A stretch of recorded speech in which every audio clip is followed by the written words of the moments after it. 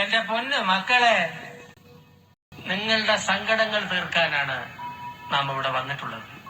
ഇനി നിങ്ങൾക്ക് സങ്കടങ്ങളില്ല. എല്ലാം ഇന്നു മുതൽ നമ്മുടെ സങ്കടങ്ങളായിരിക്കും. പക്ഷേ ജീവിതത്തിലെ ചില സത്യങ്ങൾ നിങ്ങൾ മനസ്സിലാക്കണം. മച്ചിത്ത മൽഗത പ്രാണ എന്ന് വെച്ചാൽ പശുവിന്റെ പാൽ നമ്മൾ കുടിക്കുന്നു, പക്ഷെ നമ്മുടെ പാൽ പശു കുടിക്കുന്നില്ല.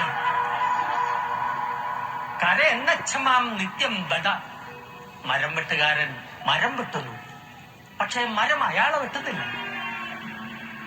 സ്വച്ഛന്ദിത രമന്തിച്ച ഹതം, സ്വിച്ച് ഇട്ടാൽ ലൈറ്റ് കത്തും, പക്ഷെ ലൈറ്റ് ഇട്ടാൽ സ്വിച്ച് കത്തില്ല. ഈ തത്വങ്ങളെല്ലാം മനസ്സിലുണ്ടെങ്കിൽ ഒരിക്കലും നിങ്ങൾക്ക് ദുഃഖമുണ്ടാവില്ല. ഓം ശാന്തി ശാന്തി ശാന്തി. ഹായ് ഓൾ, നമസ്കാരം. പുതിയൊരു വീഡിയോയിലേക്ക് സ്വാഗതം. അപ്പോൾ ഇന്ന് ഞാൻ സംസാരിക്കാൻ പോകുന്ന ടോപ്പിക് എന്ന് പറയുന്നത് കമ്മ്യൂണൽ നാർസിസമാണ്. കമ്മ്യൂണൽ നാർസിസം എന്ന് പറയുന്ന ഒരു ടേം, അതെന്താണ്, അത് എങ്ങനെയാണ് അതിൻ്റെ സയൻസ് സ്പോട്ട് ചെയ്യുക എന്നുള്ളതും എങ്ങനെയാണ് അതിനെ റെസിസ്റ്റ് ചെയ്യുക എന്നുള്ളതും വ്യക്തമായി പറയുക എന്നുള്ളതാണ് ഈ വീഡിയോയിൽ ഉദ്ദേശിക്കുന്നത്. കമ്മ്യൂണൽ നാർസിസം നമ്മൾ പേര് കേൾക്കുന്ന പോലെ തന്നെ ഒരു കമ്മ്യൂണിറ്റിയുടെ ഭാഗമായിട്ട് നിന്നുകൊണ്ട്, ഈ നാർസിസ്റ്റിക് ആയിട്ടുള്ള ആൾ ഒരു കമ്മ്യൂണിറ്റിയുടെ അല്ലെങ്കിൽ ഒരു കൂട്ടം ആൾക്കാരുടെ ഭാഗമായിട്ട് നിന്നുകൊണ്ട് അയാളുടെ അതിൽ നിന്നും അറ്റൻഷൻ നേടിയെടുക്കുക, അതിൽ നിന്നും ഇയാൾക്ക് വേണ്ട കാര്യങ്ങൾ നേടിയെടുക്കുക, ആ ഒരു ഇൻഫ്ലേറ്റഡ് സെൻസ് ഓഫ് ഈഗോ അയാളുടെ അതിനെ ഫീഡ് ചെയ്യുന്ന തരത്തിലുള്ള ആൾക്കാരിൽ നിന്നുള്ള പ്രൈസും അറ്റൻഷനും ഒക്കെ നേടിയെടുക്കുക എന്നുള്ള പരിപാടികൾ ഒരു നാർസിസിസ്റ്റ് ചെയ്യുന്നതിനെയാണ് കമ്മ്യൂണൽ നാർസിസം എന്ന ടേം കൊണ്ട് ഉദ്ദേശിക്കുന്നത്. ഇപ്പോൾ ഇന്ത്യ എന്ന് പറയുന്ന ബേസിക്കലി വളരെ നാർസിസ്റ്റിക് ആയിട്ടുള്ളൊരു രാജ്യമാണ്. അപ്പോൾ നമുക്ക് കൾച്ചറലി അറിയാൻ പറ്റുന്ന നമ്മുടെ ട്രഡീഷൻ്റെ ഭാഗമായിട്ട് തന്നെ വളരെ ഹെയറാർക്കിയലായിട്ടുള്ള പാട്രിയാർക്കലായിട്ടുള്ള സിസ്റ്റം ഫോളോ ചെയ്യുന്ന ഈ പവർ ഡൈനാമിക്സ് വളരെ അധികമുള്ള ഒരു രാജ്യമാണ് ഇന്ത്യ എന്ന് പറയുന്നത്. അപ്പോൾ നമ്മുടെ കൾച്ചറിൽ തന്നെ ഈ നാർസിസ്റ്റിക് ആയിട്ടുള്ള ട്രൈറ്റ്സും ഫാമിലികളിലും ഒക്കെ വളരെ നോർമലൈസ് ചെയ്യപ്പെട്ടിട്ടുള്ള കാര്യമാണ്. അപ്പോൾ നമ്മുടെ പൂർവിക കാലങ്ങൾ കൊണ്ട് തന്നെ, നമ്മുടെ പൂർവികരുടെയൊക്കെ കാലം കൊണ്ട് തന്നെ വളരെ ഡീപ്പ് റൂട്ടഡ് ആയിട്ടുള്ള കാര്യമാണ്. അപ്പോൾ നമുക്ക് എന്താ പറയുക, നമ്മൾ കഴുത്തോളം മുങ്ങി നിൽക്കുന്ന ഒരു കാര്യമാണ് നാർസിസം എന്ന് പറയുന്നത്. അതിൻ്റെ മുകളിലേക്ക് വെള്ളം പൊങ്ങാൻ തുടങ്ങുമ്പോഴാണ് നിലവിളി ശബ്ദങ്ങൾ ഉയരുന്നത്. നാർസിസ്റ്റിക് ആയിട്ടുള്ള ട്രെയ്റ്റ്സ് പലപ്പോഴും ഒരു ഫാദറിലെ അല്ലെങ്കിൽ ഒരു മദറിലെ ഉണ്ടാകുന്ന ട്രെയ്റ്റ്സ് ഫാമിലിയിൽ തന്നെ നിൽക്കുമെങ്കിലും അതിനുശേഷം ഒരു പാർട്ട്ണറിനെ ചൂസ് ചെയ്യുമ്പോഴും ഈ ഫാമിലിയിൽ തന്നെ നിൽക്കേണ്ടി വരുന്നതുകൊണ്ട് ഈ പറയുന്ന നാർസിസ്റ്റിക് ആയിട്ടുള്ള അബ്യൂസുകൾ, പെരുമാറ്റങ്ങൾ എല്ലാം തന്നെ നോർമലൈസ് ചെയ്യപ്പെടുകയും അത് ഫാമിലിയൽ ആയി മാറുക എന്ന് വെച്ചാൽ ഒരു ഫാമിലിയുടെ തന്നെ പാർട്ടായിട്ട് മാറുക എന്നുള്ള രീതിയിലേക്ക് മാറുകയും ചെയ്യും. പലപ്പോഴും ഈ കുടുംബങ്ങളിലും അല്ലെങ്കിൽ നമ്മുടെ റിലേറ്റീവ്സിലും ഉള്ള നാർസിസ്റ്റുകളെ സ്പോട്ട് ചെയ്യുന്ന അല്ലെങ്കിൽ കൂട്ടുകാർക്കുള്ള ഇടയിലുള്ള നാർസിസ്റ്റുകളെ സ്പോട്ട് ചെയ്യുമ്പോൾ കമ്മ്യൂണലായിട്ടുള്ള നാർസിസ്റ്റുകളെ കുറിച്ച് നമ്മൾ പറയാൻ വിട്ടുപോകാറുണ്ട്. കഴിഞ്ഞ ഒരു ദിവസം എൻ്റെ ഒരു സബ്സ്ക്രൈബർ ചോദിച്ചായിരുന്നു നാർസിസം ഈ നാർസിസ്റ്റിക് ടീച്ചേഴ്സിനെ കുറിച്ചൊരു വീഡിയോ ചെയ്യാമോ. അപ്പോൾ അത് സെപ്പറേറ്റ് വീഡിയോ ആയിട്ട് ചെയ്യാം. പക്ഷേ അത് കമ്മ്യൂണൽ നാർസിസവുമായിട്ട് റിലേറ്റഡ് ആണ്. ഇപ്പോൾ നമ്മൾ ഉദാഹരണത്തിന് പറയുകയാണെങ്കിൽ ചാരിറ്റി ചെയ്തിട്ടുള്ള കള്ളന്മാർ, കുറേ ചാരിറ്റി കള്ളന്മാരെയൊക്കെ നമുക്ക് ഇവിടെ അറിയാവുന്ന കാര്യമാണല്ലോ. ഒരുപാട് നമുക്ക് ഡിസ്കഷനിലും വാർത്തകളിലൊക്കെ വന്നിട്ടുള്ളൊരു കാര്യമാണ്. ഇപ്പോൾ വളരെ കോമൺ ആയിട്ട് ഈ നാർസിസ്റ്റിക് ആയിട്ടുള്ള ആൾക്കാർ ചാരിറ്റി മേഖലകളിൽ വന്നു കഴിഞ്ഞാൽ ഈ പറയുന്ന പോലെ എന്തൊക്കെയാണ് സംഭവിക്കുക എന്നുള്ളതിൻ്റെ പല ഉദാഹരണങ്ങളും നമ്മൾ പണ്ട് മുതലേ കണ്ടിട്ടുള്ളതാണ്. അപ്പോൾ ശരിക്കും അവരെങ്ങനെയാണത് ദുരുപയോഗം ചെയ്യുന്നത്, ഞാൻ വഴിയാണ് ഇതെല്ലാം സംഭവിക്കുന്നത് എന്നൊരു കാര്യത്തെ അവരെങ്ങനെയാണ് യൂട്ടിലൈസ് ചെയ്യുന്നത് എന്നുള്ളതും, ഈ പറയുന്ന വ്യക്തി വളരെ നന്മ ചൊരിയുന്ന ഒരു വ്യക്തിയായിട്ടും നന്മമരമായിട്ടും എല്ലാവരെയും സഹായിക്കുന്ന ദാനധർമ്മിഷ്ഠനായിട്ടുള്ള ആളാണ് എന്നുള്ള രീതിയിലും എവിടെയും എല്ലായിടത്തും പോയി ചാരിറ്റി ചെയ്യുന്ന ആളാണെന്നുള്ളൊരു ഇമേജൊക്കെ ഏറ്റവും പുറത്ത് പ്രൊജക്റ്റ് ചെയ്ത് കാണിക്കുന്നത്. ഇയാളുടെ ശരിക്കുള്ള സ്വഭാവം അറിയണമെങ്കിൽ വളരെ പേഴ്സണലായിട്ടുള്ള ആൾക്കാരെ ഇയാളോട് കൂടുതൽ അടുക്കുമ്പോഴേ കൃത്യമായിട്ടുള്ള ഇയാളുടെ സ്വഭാവം നമുക്ക് തെളിഞ്ഞ് വരാൻ തുടങ്ങുള്ളൂ. അപ്പോൾ നമുക്ക് മനസ്സിലാവും ഈ വ്യക്തി ഇങ്ങനെയാണ്. അപ്പോൾ ഇത്തരത്തിലുള്ളൊരു വ്യക്തി പുറമേ മറ്റൊരു മുഖം മൂടി ധരിക്കുകയാണ്, ആട്ടിൻതോലിട്ട ചെന്നായാണ് ഇയാൾ എന്ന് തിരിച്ചറിയാൻ തുടങ്ങുന്നത് ഇയാളോട് കൂടുതൽ അടുക്കുമ്പോഴാണ്. എപ്പോഴൊക്കെ ഇയാൾക്കെതിരെ ചോദ്യങ്ങൾ ഉന്നയിക്കപ്പെടുന്നോ, ഇയാളൊരു ചാരിറ്റി ചെയ്യുന്ന ആളാവട്ടെ, ഇയാൾ മറ്റൊരു സമുദായത്തിൻ്റെ നേതാവായി നിൽക്കുന്ന ആളാവട്ടെ, ഒരു മതത്തിൻ്റെ നേതാവായി നിൽക്കുന്ന ആളാവട്ടെ, ആ ഒരു മതത്തെ കൺട്രോൾ ചെയ്യാൻ കിട്ടുന്ന ഒരവസരം, അല്ലെങ്കിൽ ആ മതത്തിന് കീഴിൽ പ്രവർത്തിക്കുന്ന ഒരു പറ്റം ആൾക്കാരെ കൺട്രോൾ ചെയ്യാൻ കിട്ടുന്ന അവസരം, അതൊരു പൊളിറ്റീഷ്യനാണെങ്കിലും നാർസിസിസ്റ്റിക് ആയിട്ടുള്ള ആൾക്കാർക്ക് ഇതൊക്കെ അവരുടെ പ്ലേ ഗ്രൗണ്ടാണ്. എന്താ പറയുക, അവർക്ക് അവരുടെ ഈഗോയെ ഫീഡ് ചെയ്യാനും തെറ്റായിട്ടുള്ള കാര്യങ്ങൾ ആൾക്കാരിലേക്ക് പറഞ്ഞ് എത്തിക്കാനും, അതിനൊപ്പം തന്നെ എന്ത് അവർ ചെയ്യുന്നുണ്ടെങ്കിലും അത് അവരുടെ ബെനിഫിറ്റിന് വേണ്ടി മാത്രമായിരിക്കും അവർ ചെയ്യുന്നത്. അപ്പോൾ ഇത് വളരെ ഡിസ്ട്രക്റ്റീവായിട്ടുള്ള ഒരു മേഖലയാവാനും കൂടെ സാധ്യതയുള്ളതാണ്. ഇപ്പോൾ ആൾദൈവങ്ങൾ ഒരു എക്സാമ്പിളായിട്ട് പറയുകയാണെങ്കിൽ, അതും ഇതുപോലെ ഈ നാർസിസ്റ്റുകൾക്ക് തഴച്ചു വളരാൻ പറ്റുന്ന മേഖലയാണ്. ഇതൊക്കെ കൊണ്ടാണ് ഇത്രയും റിലീജിയസ് ആയിട്ടുള്ള കാര്യങ്ങൾ ഡീപ്പ് റൂട്ടറായിട്ട് കിടക്കുന്നത് കൊണ്ടാണ് വളരെയധികം ഇങ്ങനെയുള്ള ആൾക്കാർ അവിടെ പൊങ്ങി വരുന്നത്. അപ്പം നമ്മളിപ്പോഴും ഈ കാര്യങ്ങളൊക്കെ എതിർത്തുകൊണ്ടിരിക്കുന്നെങ്കിലും, എത്രത്തോളം അവരെ ചെറുത്ത് നിൽക്കുന്നുണ്ടെങ്കിലും, ഇതേ സിസ്റ്റത്തിൽ ഇങ്ങനെയുള്ള ആൾക്കാർ ഇനിയും വന്നുകൊണ്ടിരിക്കും. കാരണം ഇപ്പോഴും ഇതിലൊരു മാറ്റവും വന്നിട്ടില്ല. നമ്മളാരും മുന്നോട്ട് വന്ന് റെസിസ്റ്റ് ചെയ്യാനുള്ള ധൈര്യം ഇപ്പോഴും കാണിക്കുന്നില്ല പലരും. ഇതൊക്കെ ഈ ഒരു ഫാമിലി സിറ്റുവേഷനിൽ ഇപ്പോഴും ഇതൊക്കെ നോർമലാണ് എന്ന് വിചാരിച്ച് അവസാനം അതിലേക്ക് തന്നെ ഒരു കോഎക്സിസ്റ്റ് ചെയ്യുകയാണ് ചെയ്യുന്നത്, അല്ലെങ്കിൽ അത് നിർബന്ധിക്കപ്പെടുകയാണ് ചെയ്യുന്നത്. നമ്മുടെ ഉള്ളിൽ ഉണ്ടാകുന്ന ആ റിബലിനെ കുറച്ച് കാലം കൊണ്ട് തന്നെ ഈ നാട്ടുകാരെല്ലാം കൂടെ വീണ്ടും അത് എവിടെയാണോ തുടങ്ങിയത് അവിടെ തന്നെ കൊണ്ടെത്തിക്കും. അതിപ്പോൾ നാർസിസത്തിൻ്റെ കാര്യത്തിലാണെങ്കിൽ ഹെൽപ്പ് ചോദിച്ച് വരുന്ന ആൾക്കാർ പലരും വീണ്ടും പഴയ ലെവലിൽ തന്നെ പോയി നിൽക്കുകയാണ് ചെയ്യുന്നത്. അതാണ് യാഥാർത്ഥ്യം, അതാണ് റിയാലിറ്റി. അത് പറയാതിരിക്കാൻ വയ്യ. ചിലപ്പോൾ ചില സത്യങ്ങൾ വിളിച്ച് പറയുമ്പോൾ അത് കേൾക്കുമ്പോൾ വളരെ കൈപ്പേറിയതായിരിക്കും.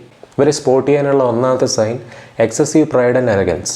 ഇപ്പോൾ ഒരു ചാരിറ്റി മേഖലയുടെ ഹെഡായിട്ടിരിക്കുന്ന ആളാണ് ഇയാളെന്ന് വിചാരിക്കുക, ഈ നാർസിസ്റ്റിക് ആയിട്ടുള്ള ആളെന്ന് വിചാരിക്കുക. അയാൾക്ക് എപ്പോഴും അയാളുടെ ഈഗോയെ ഫീഡ് ചെയ്യുന്ന തരത്തിലുള്ള ആ ഒരു അഡ്മിറേഷൻ എപ്പോഴും കിട്ടിക്കൊണ്ടിരിക്കണം. ഒരു തരത്തിൽ അവർ ചെയ്യുന്ന കാര്യങ്ങളിൽ എപ്പോഴും ഒരു വലിയ അഭിമാനം കൊള്ളുന്ന ആൾക്കാരായിരിക്കും ഇവർ. അവരെപ്പോഴും അവരുടെ ഇൻഡയറക്റ്റായിട്ടോ ഈ അവരെത്രത്തോളം അഭിമാനം കൊള്ളുന്നു എന്നുള്ള കാര്യങ്ങൾ അവരെപ്പോഴും പറഞ്ഞുകൊണ്ടിരിക്കും. ഇവർ സംസാരിക്കുമ്പോൾ തന്നെ ഇവർ എഴുതിയ കാര്യങ്ങൾ ഒരു ഫേസ്ബുക്ക് പോസ്റ്റിലിട്ടാൽ തന്നെ നമുക്ക് കൃത്യമായിട്ട് മനസ്സിലാവും എത്രത്തോളം ഇതിൽ നിന്നും പ്രൈഡ് ആഗ്രഹിക്കുന്നവരാണെന്ന്. ഒരു തരത്തിലുള്ള അഗ്രസീവ് മൈൻഡും കൂടെ ആയിരിക്കും ഇവർ. കാരണം അവർക്ക് ഈ പറഞ്ഞ പോലെ കൂടെ നിൽക്കുന്നവർ ഒരിക്കലും എൻ്റെ ലെവലിലേക്ക് എത്തുന്നവരല്ല. ഞാനാണ് ഏറ്റവും കൂടുതൽ ഇതിനകത്ത് ഈ ദാനധർമ്മിഷ്ഠനായിട്ട് നിൽക്കുന്നത്, അല്ലെങ്കിൽ ഏറ്റവും കൂടുതൽ ഈ കാര്യങ്ങൾ ചെയ്യുന്നത് ഞാനാണ് എന്നുള്ള ആ ഒരു ഈഗോ, അല്ലെങ്കിൽ കൂടെയുള്ള ഒരാളായി കളക്റ്റീവായിട്ട് പ്രവർത്തിക്കുന്നതിന് പകരം ഞാനാണ് ഇതിലേറ്റവും ബെറ്ററായിട്ടുള്ള ആൾ, ഞാനായിട്ട് ഏറ്റവും കൂടുതൽ നിങ്ങൾ ബഹുമാനിക്കപ്പെടേണ്ട ആൾ ഞാനാണ് എന്നുള്ള ഒരു കാര്യം ആൾക്കാരിൽ വരുത്തി തീർക്കാൻ വേണ്ടിയിട്ട് ശ്രമിക്കുന്ന ഒരാളായിരിക്കും ഒരു ട്രൂ നാർസിസിസ്റ്റ് എന്ന് പറയുന്നത്. അപ്പോൾ കൂടെയുള്ള ആൾക്കാരെ, ഇയാളിപ്പോൾ ഒരു ചാരിറ്റിയിലാണെങ്കിലും ഇയാളൊരു മതത്തിൻ്റെ ആളായിട്ട് നിൽക്കുന്ന ആണെങ്കിലും അവർ ആ കാര്യങ്ങൾ ചെയ്യിപ്പിക്കുന്ന കൂടെ നിൽക്കുന്ന ആൾക്കാരെ കൊണ്ട് എക്സെപ്ഷനായിട്ടുള്ള വർക്കായിരിക്കും ഇവർ ചെയ്യിപ്പിക്കുന്നത്. അവരെപ്പോഴും എക്സെപ്ഷണലായിട്ട് പെർഫെക്റ്റായിട്ട് വർക്ക് ചെയ്യണം. ഈ പറയുന്ന വ്യക്തി അത്രയും ചെയ്യത്തില്ല. പക്ഷേ ഈ പറയുന്ന വ്യക്തിയുടെ കണ്ണിൽ അയാൾ നമ്മളോട് വരുത്തി തീർക്കുന്നത് ഞാനാണ് ഏറ്റവും കൂടുതൽ ചെയ്യുന്നത്, ഇതിനകത്ത് ഞാനാണ് ഈ ഒരു കാര്യത്തിൽ ഏറ്റവും ഇൻവോൾവ് ആയിട്ട് നിൽക്കുന്നത്. നിങ്ങൾ അനുയായിയായിട്ട് നിൽക്കുന്ന ആൾക്കാർ, എൻ്റെ അനുയായികളായിട്ട് ഇതിൽ പ്രവർത്തിക്കുന്ന ആൾക്കാർ, ഇതിൽ നിൽക്കുന്ന ആൾക്കാർ ഒന്നും എൻ്റെ അത്ര മാച്ച് ചെയ്യുന്നില്ല, എത്ര ചെയ്താലും പോരാ എന്നുള്ളൊരു മൈൻഡ് സെറ്റായിരിക്കും ഇവർക്കുള്ളത്. അത് വളരെ അപകടം പിടിച്ചൊരു മൈൻഡ് സെറ്റാണ്. നമ്മളിപ്പോൾ ഒരു ഓർഗനൈസേഷൻ, ഒരു ചാരിറ്റി ഓർഗനൈസേഷൻ്റെയൊക്കെ ഭാഗമായിട്ടൊക്കെ വോളണ്ടിയറായിട്ടൊക്കെ പോകാൻ തുടങ്ങിക്കഴിഞ്ഞാൽ ഇങ്ങനെയുള്ള ഒരാളാണ് അതിൻ്റെ ഹെഡായിട്ട് ഇരിക്കുന്നതെങ്കിൽ നമ്മൾ വളരെയധികം സഫർ ചെയ്യാനുള്ള സാധ്യത കൂടുതലാണ്. രണ്ടാമത്തെ സൈനായിട്ട് പറയുന്നത് എൻറ്റൈറ്റിൽമെൻറ്റാണ്. എൻറ്റൈറ്റിൽമെൻറ്റിൽ ശരിക്കും പറഞ്ഞു കഴിഞ്ഞാൽ ഇവർ ആ ഗ്രൂപ്പായിട്ട് നിൽക്കുന്ന ആൾക്കാരെയും കൂടെ വിശ്വസിപ്പിക്കുകയും കൂടെ ചെയ്യും. അതായത് നമ്മൾ ഇപ്പോൾ സ്പെഷ്യലായിട്ടുള്ള ട്രീറ്റ്മെൻറ്റ് അറിയിക്കുന്ന ആൾക്കാരാണ്, നമ്മൾ ബാക്കിയുള്ളവരെയൊന്നും പോലെയല്ല, നമ്മുടെ ഗ്രൂപ്പ് എന്ന് പറയുന്നത്, നമ്മുടെ മതം അല്ലെങ്കിൽ നമ്മുടെ ഈ ഒരു ഓർഗനൈസേഷൻ എന്ന് പറയുന്നത് ഭയങ്കര എല്ലാവരെക്കാളും ബെറ്ററാണ്, അത് സ്പെഷ്യൽ ട്രീറ്റ്മെൻറ്റ് അറിയിക്കുന്നതാണെന്ന് വിശ്വസിപ്പിക്കും. അപ്പോൾ കൂടെയുള്ള ആൾക്കാർ, ഇതിൻ്റെ പാർട്ടായിട്ട് നിൽക്കുന്ന ആൾക്കാരും വിശ്വസിക്കാൻ തുടങ്ങും. ഓക്കെ, നമ്മുടെ ഈ നേതാവായിരിക്കുന്ന പുള്ളി നമ്മൾ ഒരുപാട് സഹായിക്കുന്നുണ്ട്, ഒരു വലിയ മനുഷ്യനാണ് അദ്ദേഹത്തോട് വലിയൊരു ആരാധന തോന്നുന്നു, സ്നേഹം തോന്നുന്നു എന്നൊക്കെയുള്ള കാര്യങ്ങളൊക്കെ ഈ ആൾക്കാരിലുണ്ടാവും. അത് സ്വാഭാവികമായിട്ടും ഉണ്ടാകാൻ സാധ്യതയുള്ള കാര്യമാണ്. കാരണം ഇത് മാനിപ്പുലേറ്റ് ചെയ്യപ്പെടുന്നതാണ് എന്ന് ആൾക്കാർക്ക് മനസ്സിലാക്കാൻ വളരെ ബുദ്ധിമുട്ടാണ്, അല്ലെങ്കിൽ അത് മനസ്സിലാക്കാൻ കഴിയുന്ന ആൾക്കാർ കുറവാണ്. അങ്ങനെ കുറവായതുകൊണ്ടാണല്ലോ ഇങ്ങനെയുള്ളതിൽ പോയി പെടാനും സാധ്യതയുള്ളത്. അപ്പം അതിന് റീസൺസ് ഉണ്ട്. ഇപ്പം നിങ്ങൾക്ക് കൃത്യമായിട്ടുള്ള അവയർനെസ്സും കൂടെ ഇല്ലാത്തത് കൊണ്ടാണ് പലരും പോയി പെടുകയും ചെയ്യുന്നത്. പക്ഷേ പെട്ട് കഴിഞ്ഞാൽ നമ്മൾ അണ്ടർസ്റ്റാൻഡ് ചെയ്യേണ്ട ഒരു കാര്യമുണ്ട്. ഇയാൾ എപ്പോഴും എന്ത് കാര്യവും ചെയ്യുന്നത് അയാളുടെ പേഴ്സണൽ സാറ്റിസ്ഫാക്ഷന് വേണ്ടിയിട്ടാണ്. ഗ്രൂപ്പിന് വേണ്ടിയിട്ടെന്ന് പുറത്തേക്ക് റിഫ്ലക്റ്റ് ചെയ്ത് അയാൾ പറയുന്നുണ്ടെങ്കിലും അയാൾ ഗ്രൂപ്പിന് ബെനിഫിറ്റ്സ് കിട്ടുമ്പോൾ സ്വാഭാവികമായിട്ട് ആ ബെനിഫിറ്റ്സിൻ്റെ ഏറ്റവും കൂടുതൽ അത് അനുഭവിക്കുന്നത് ആ ഒരു നാർസിസിസ്റ്റിക് ആയിട്ടുള്ള പേഴ്സൺ ആയിരിക്കും. അയാളായിരിക്കും സെൻറ്റർ ഓഫ് അട്രാക്ഷൻ, അയാളാണ് മുന്നിൽ നിന്ന് നയിക്കുന്നത്. അപ്പോൾ ഈ ഗ്രൂപ്പിന് ആ വേണ്ട ബെനിഫിറ്റുകൾ കിട്ടിക്കഴിഞ്ഞാൽ ക്രെഡിറ്റ് മൊത്തം ഇയാളായിരിക്കും എടുക്കുന്നത്. അപ്പോൾ അതിൻ്റെ പിന്നണിയിൽ വർക്ക് ചെയ്യുന്ന, അതിൻ്റെ കൂടെ വർക്ക് ചെയ്യുന്ന ആൾക്കാർക്കൊന്നും യാതൊരു തരത്തിലുള്ള വാല്യൂവും ഇയാൾ കൊടുക്കില്ല. അപ്പോൾ ഇയാളോട് നമ്മൾ ഏതെങ്കിലും തരത്തിൽ ചോദ്യങ്ങൾ ചോദിക്കാൻ ചെന്ന് കഴിഞ്ഞാൽ ഏതെങ്കിലും തരത്തിൽ അയാൾ ചെയ്യുന്ന പ്രവൃത്തികളെ ചോദ്യം ചെയ്യുകയോ മറ്റോ ചെയ്തു കഴിഞ്ഞാൽ അപ്പോൾ ഇയാളുടെ തനി നിറം നമുക്ക് കാണാനായിട്ട് പറ്റും. ഇപ്പോൾ ഇയാൾ നിൽക്കുന്ന പാർട്ടിയുടെ ആണെങ്കിലും ഓർഗനൈസേഷൻ്റെ ആണെങ്കിലും ഇപ്പോൾ ഒരു ചാരിറ്റി സംഘടനയാണെങ്കിലും മതത്തിൻ്റെ ആണെങ്കിലും ആ ആൾക്കാരെ ഇയാളുടെ ഡയലോഗ് അടിയിലൂടെ കയ്യിലെടുത്തുകൊണ്ട് ഈ ഗ്രൂപ്പ് എന്താ പറയുക, മറ്റു ഗ്രൂപ്പുകളിലുള്ള ആൾക്കാരോടൊന്നും ഒരു എമ്പതിയും കാണിക്കില്ല. അതായത് ഏറ്റവും കൂടുതൽ വർഗീയത കാണിക്കുന്ന ഗ്രൂപ്പായിരിക്കും ഈ പറയുന്ന ആളിൻ്റെ കീഴിലുള്ള ഗ്രൂപ്പ്. കാരണം മറ്റുള്ള യാതൊരു ഗ്രൂപ്പുകളുമായിട്ടും മറ്റുള്ള യാതൊരു മനുഷ്യരോടും ഒരു തരത്തിലുള്ള എമ്പതിയും ഇവർക്കുണ്ടാവില്ല. അത് മാത്രമല്ല, ശരിക്കും ഈ നാർസിസിസ്റ്റ് ഒരു മാലിഗ്നൻ്റ് നാർസിസിസ്റ്റും കൂടെ ആണെങ്കിൽ, അതായത് ഒരു വിഷ്യസ് നാർസിസിസ്റ്റ്, ഒരു കോവേർട്ട് നാർസിസിസ്റ്റ് ഒക്കെ ആണെങ്കിൽ സ്വന്തം ഗ്രൂപ്പിലുള്ള ആൾക്കാരെ പോലും വളരെയധികം രീതിയിൽ ബുദ്ധിമുട്ടിക്കുന്ന ആളായിരിക്കും ഇയാൾ. കാരണം ഒരു തരത്തിൽ ഇയാളെ ചോദ്യം ചെയ്യാൻ പറ്റില്ല. ഏതെങ്കിലും തരത്തിൽ ഇയാളെ ചോദ്യം ചെയ്യുകയാണെങ്കിൽ തിരിച്ച് ചോദിക്കുന്നത്, ഞാനില്ലായിരുന്നെങ്കിൽ നീ എവിടെ എത്തുമായിരുന്നു, ഞാനില്ലായിരുന്നെങ്കിൽ ഈ കാര്യങ്ങളൊക്കെ എങ്ങനെ നടക്കുമായിരുന്നു, അല്ലെങ്കിൽ നീ ഒറ്റയ്ക്ക് പോയി ഇതൊക്കെ ചെയ്ത് കാണിക്കുക എന്നൊക്കെ ആയിരിക്കും ഇവർ പറയുന്നത്. നാലാമത്തെ സൈൻ ബ്ലെയിമിങ് ആൻഡ് സ്കീപ്പ് ഗോട്ടിങ്. അതായത് ഏതെങ്കിലും തരത്തിൽ ഇവരെ ബ്ലെയിം ചെയ്യുന്ന രീതിയിലുള്ള എന്തെങ്കിലും ഒരു പ്രശ്നം വരികയാണെന്ന് വെച്ചോ. അപ്പോൾ ഏതെങ്കിലും തരത്തിലുള്ള പ്രശ്നങ്ങൾ ഗ്രൂപ്പിനോ അല്ലെങ്കിൽ കമ്മ്യൂണിറ്റിക്ക് അകത്തുള്ളവരോ അല്ലെങ്കിൽ പുറത്തുനിന്നുള്ളവരോ ഉന്നയിക്കുകയാണെങ്കിൽ ഇയാൾ വിക്ടിം കളിക്കാൻ തുടങ്ങും. ഒരു തരത്തിലും റെസ്പോൺസിബിലിറ്റി എടുക്കാത്ത ആൾക്കാരാണല്ലോ നാർസിസിസ്റ്റുകൾ. ഈ ഒരു സംഘടനയുടെ മുകളിലിരിക്കുന്ന ഇയാളും അതേപോലെ തന്നെ ആയിരിക്കും. ഇയാൾ എന്ത് കാര്യം പറഞ്ഞു കഴിഞ്ഞാൽ അത് മറ്റ് സംഘടനകളുടെ അല്ലെങ്കിൽ മറ്റ് ഗ്രൂപ്പുകളുടെ പ്രശ്നമാണെന്ന് പറയും. ഒരു ഉദാഹരണത്തിന് ഒരു മതത്തിൻ്റെ കാര്യമാണെന്ന് വയ്ക്കുക, അത് മറ്റ് മതത്തിൻ്റെ പ്രശ്നമാണ്, അവർ നമ്മളെ അങ്ങനെ പറയുന്നുണ്ട്, ഇവർ നമ്മളിങ്ങനെ പറയുന്നുണ്ട്, അല്ലെങ്കിൽ യുക്തിവാദികളായിട്ടുള്ള ആൾക്കാർ അവരാണ് നമ്മുടെ ശത്രുക്കൾ, അവരാണ് നമ്മളെ എതിർക്കുന്നത്, അതുകൊണ്ട് നമ്മുടെ മതം എന്ന് പറയുന്നതാണ് ടോപ്പ്, നമ്പർ 1 സാധനം നമ്മുടെ സാധനമാണ്. അപ്പോൾ എന്ത് ഇതാണെങ്കിലും കേട്ടോ, ഇവർ അവിടെ ഇരുന്നിട്ട് ഇങ്ങനെ ആയിരിക്കും പറയുന്നത്. അവർ ആ ഒരു പൊസിഷനിൽ ഇരുന്നിട്ട് എന്ത് ചോദ്യങ്ങൾ, ഒരു വാലിഡ് ആയിട്ടുള്ള ക്വസ്റ്റ്യൻ ആയിരിക്കും വന്നത്, ഒരു ലോജിക്കലായിട്ടുള്ള എററായിരിക്കും, അല്ല ലോജിക്കലായിട്ടുള്ള ഒരു പ്രോബ്ലം ആയിരിക്കും ചൂണ്ടിക്കാണിക്കുന്നത്. ഇവർ ചെയ്തൊരു വലിയ കുറ്റമാണ് അല്ലെങ്കിൽ ഇവർ ചെയ്തൊരു തെറ്റായിട്ടുള്ള കാര്യമാണ് ചൂണ്ടിക്കാണിക്കുന്നതെങ്കിൽ ഒരു തരത്തിലും അവർ റെസ്പോൺസിബിലിറ്റി ഏറ്റെടുക്കുകയില്ല.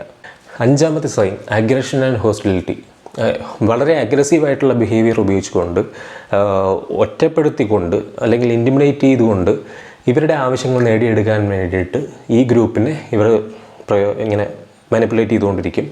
ആൻഡ് അവരുടെ ഗ്രൂപ്പും ആ രീതിയിലായിരിക്കും കൊണ്ടുപോകുന്നത്. ഒരു ഹേർഡ് മെൻറ്റാലിറ്റിയുടെ പുറത്തായിരിക്കുമല്ലോ ഈ ഗ്രൂപ്പ് വർക്ക് ചെയ്യുന്നത്. അയാൾ ഈ ഒരു വ്യക്തി എന്ന് പറയുന്ന ആൾ പറയുന്ന കാര്യങ്ങൾ അപ്പടി വിഴുങ്ങിക്കൊണ്ട് ഈ കാര്യങ്ങളൊക്കെ ചെയ്യുന്ന ആൾക്കാരായിരിക്കും. വർഗീയമായിട്ട് ഉള്ള ഒരു പാർട്ടിയാണെന്ന് വയ്ക്കുക, വർഗീയമായിട്ട് മുന്നോട്ട് പോകുന്ന ഒരു ഗ്രൂപ്പാണ്, ഒരു കമ്മ്യൂണിറ്റിയാണെന്ന് വയ്ക്കുക. മറ്റുള്ള ആൾക്കാരിൽ നിന്ന് വരുന്ന എതിർപ്പുകൾ, വാലിഡായിട്ടുള്ള റാഷണലായിട്ടുള്ള ലോജിക്കലായിട്ടുള്ള തെറ്റുകൾ ചൂണ്ടിക്കാണിക്കുമ്പോൾ ഏതാണ്ട് മറ്റവരെന്താ അങ്ങനെ, അവരെന്താ ഇങ്ങനെ, നിങ്ങളല്ലേ ഇതൊക്കെ ചെയ്തത്, അപ്പോൾ നിങ്ങളിത് അർഹിക്കുന്നു എന്ന് പറഞ്ഞിട്ട് അഗ്രസീവായിട്ടുള്ള ബിഹേവിയേഴ്സ് വരെ കാണിക്കാൻ സാധ്യതയുണ്ട്. അത് എത്രത്തോളം ഈ നാർസിസിസ്റ്റ് മാലിഗ്നൻ്റ് ആണ്, കോവേർട്ടാണ്, അല്ലെങ്കിൽ അത് എത്രത്തോളം വിഷ്യസ് ആണ് എന്നുള്ളതനുസരിച്ച് അഗ്രസീവായിട്ടുള്ള ബിഹേവിയേഴ്സും വയലൻസും ഹോസ്റ്റിലിറ്റിയും ഒക്കെ കാണിച്ചുകൊണ്ട് ഈ ഗ്രൂപ്പിന് വേണ്ടിയിട്ട്, ഗ്രൂപ്പിൻ്റെ ബെനിഫിറ്റ്സിന് വേണ്ടിയിട്ട് എന്തും ചെയ്യാൻ തയ്യാറായിട്ടുള്ളവരാണ് ഇവർ.